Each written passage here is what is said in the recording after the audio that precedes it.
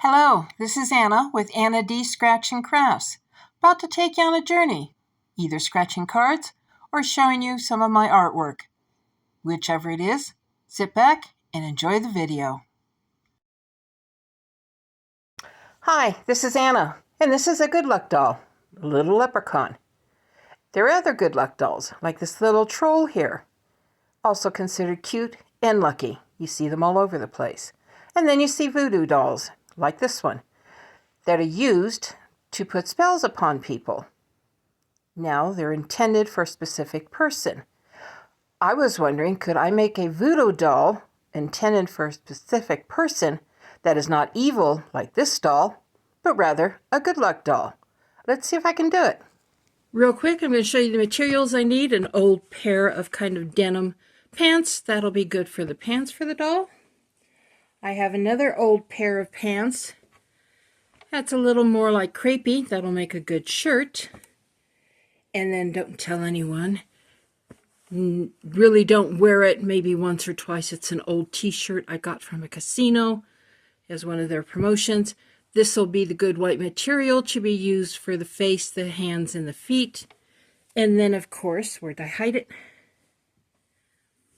There's a whole package of it. But batting, that'll be what I'll use to stuff it with. Now, what I haven't pulled out yet, but I will, since this is a good luck voodoo doll, I will find some good luck charms, like 4-leaf clovers and horseshoes and stuff amongst my charms, and I will sew them into the batting and put them into the doll. So, here's the material. Give me some time to do some sketching and drawing out of the clothing, cutting out, and you'll see me sew just a teeny bit as I put this thing together. I've cut out a couple of little pieces out of each of the pants that I had, and I drew on the back side. This is not the front of the material, but the back. Kind of pair of pants and a shirt. But there's no way I can get the two sides even. So what I'm going to do is I'm going to fold it in half. Take the better. I don't like that one. This one seems a little bit better. Now remember, there is a seam allowance here, so it may look like the pants are too big, but they're not. So we got it folded in half. And I put them up. Let's grab my scissors.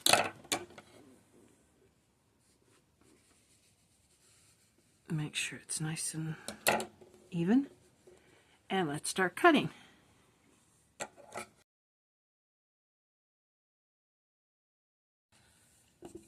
little bit heavier pair of scissors. Now that I have the right scissors, it's a whole lot easier to cut through the cloth, and there's a pair of pants. And now on to the shirt, do the same thing, fold it in half and cut it out.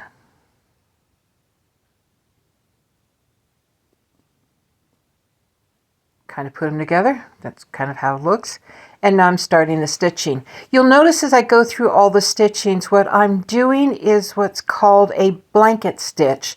I find this to be the best stitch to hold fabric together, especially older fabric like this that may have a tendency to want to unravel. This will stop that from doing that. Plus it's, for me, a stronger stitch that stays in place.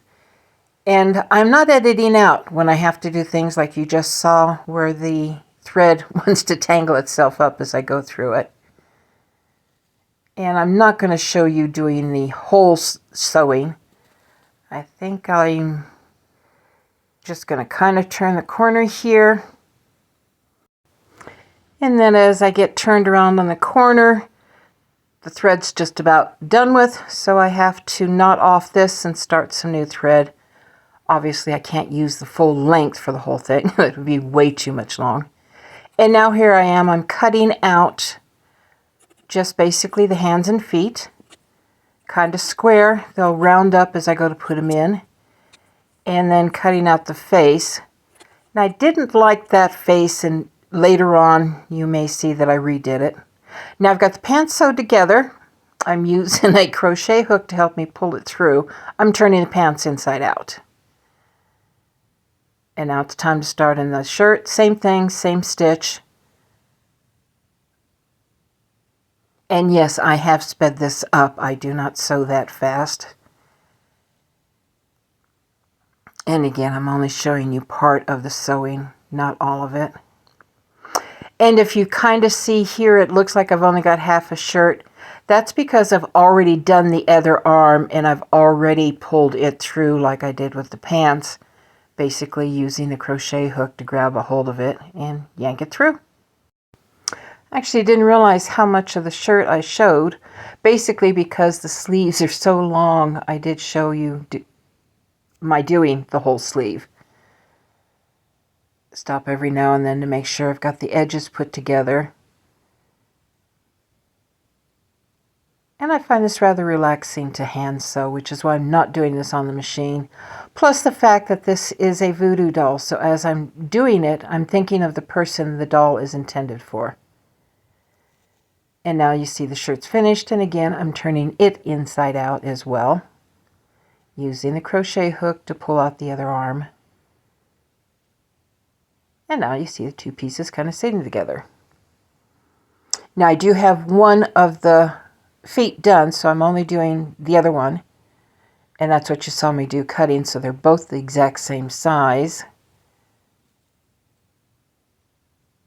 Basically, I just need to go up the side. I'm not making them into feet. They are just like little rag dolls, just the rounded shape. Finishing up one side. Knotting it off. Again, now I finished the other side. Again, using the crochet hook to pull it around. And may not have shown you. There we go. That is the charm I put in. Now, as you saw, it was a 4-leaf clover, silver. There is another silver 4-leaf clover in on the other side. And I'm putting the string around it to give me some way to pull it through the pants legs. So I'm using the string to help me get it through. And as you see, I've already done the other leg. So I'm using a pair of tweezers to put a hem on the pair of pants. And then now that I've got the hem ready, I'm sewing the foot to the pants, which sounds a little weird, but remember, this is a doll. And that is exactly what I did with the other foot. They're both exactly the same. And like I said, they both have the same charm inside them, the silver 4-leaf clover. And I specify silver because you'll see some gold 4-leaf clovers being used on another part of this doll.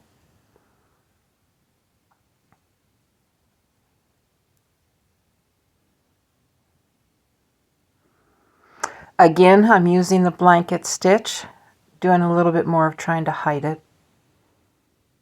And we're finished up. So I got both the feet on. And I've filled up part of the legs with the batting.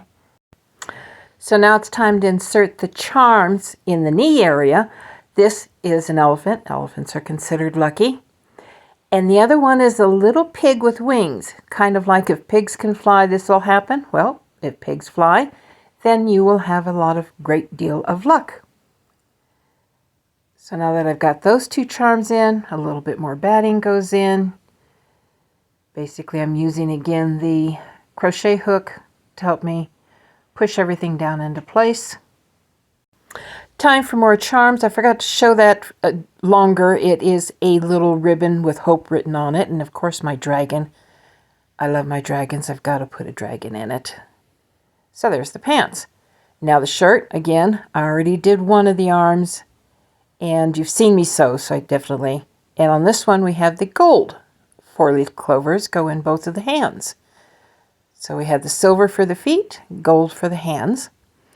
And basically, I string it up through like I did with the pants, using the needle to help thread the thread through, which then helps me pull the hand through until it's time to stop.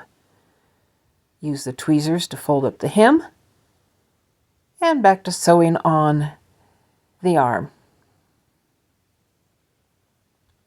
Oh, first I have to do the thread. I forgot I showed doing the thread.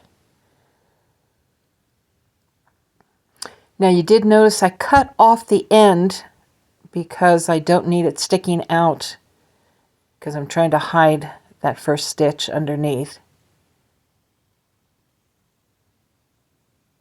And again, I'm showing you there are times problems where you got to pull things loose and through, especially when the thread is this long.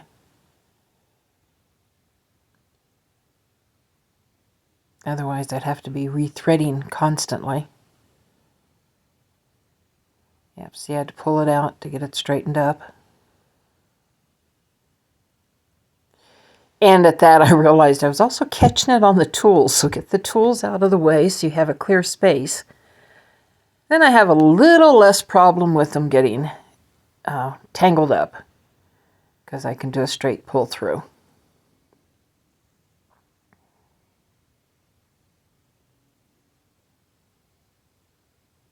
Okay, way to go off camera. I think I went off camera there for a little bit because I do have my magnifying glass and I had to check up on something. Yes, I do have my reading glasses on, but this is still small enough that every now and then I need the magnifying glass too. The joys of the aging eyes.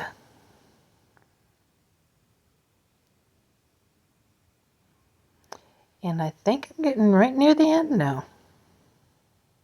Yep, because I'm doing the tie off. Next comes putting the charms in the head. I didn't show sewing it up. It was exactly the same as the rest.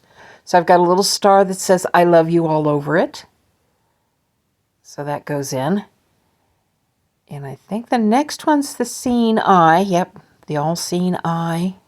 Of course, that would go into the head.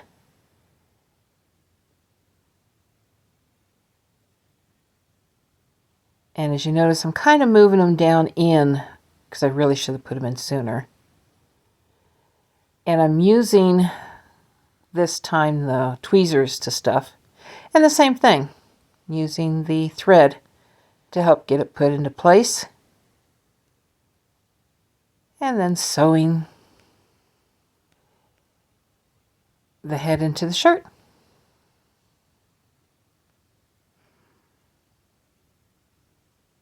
And like I said before, it's the same stitch, what they call the blanket stitch. I actually had to look up what the stitch was called, as I never knew the names of them. I just have used it. I always thought this was the crossover stitch, and then I come to find out, no, there's another stitch called the crossover. This one's called the blanket stitch.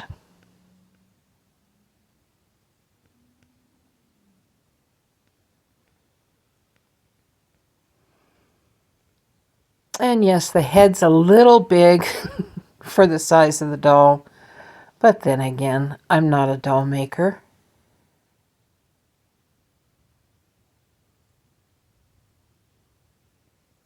And you also notice the thread all the way through. I did not change my colors. You can kind of see that I use the blue again even on the white head, because you can see some of it coming through. Basically, I use the blue thread because the person this doll is representing likes the color blue. So that's why I continue to use the blue thread, because this doll is supposed to represent a particular person. I'm not going to tell you who the person is. That's kind of the quiet secret between me and the doll. I just hope this does indeed bring that person a lot of good luck. And the head is on. Finishing up the... Oh no, I got a knot there. That's what I'm cleaning up. I remember that one. So, finished. And now for the charms that are going into the chest, we have a horseshoe that goes in. Also next I have a little angel, lovely little wings. Another ribbon, this one has love written on it. I'm not sure if you can read it. I'm going to try to bring it up to you. And then of course another heart has to go into the chest area. That one also has I love you on it. And the last little charm is a snowflake, which represents me putting my good thoughts and love into this doll. So again, some batting, a charm, some batting, a charm, getting everything stuffed into the chest cavity. And sped up so you see me doing it. A little batting, a little charm, a little batting, a little charm. Finally some finished batting. Get everything moved in and set up. Now what I've got is the doll top and bottom put together. Final stage. I have the pieces put together. I pinned it to hold it. I've already done the back side, but and it's a little off-centered here, but I'm going to see if I can move the pants up to straighten it out as I go. So I think I can go ahead and take this pin out now.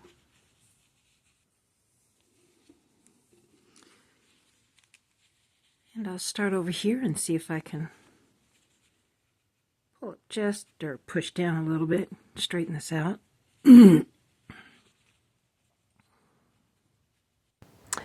Again, sped up. It took me quite a while to sew, so you don't need to sit there and watch me go over and over and over again. And basically it's the same thing that I've done on all the rest of it. So, in fact, I don't think I'll show you all of it. We'll just go ahead and give it a stop here, and I will be finished. What I didn't get filmed was my doing the face. I sewed in the eyes, the nose, and the mouth, as you can see here. Blue eyes, of course, pink lips, and I think the nose is blue as well.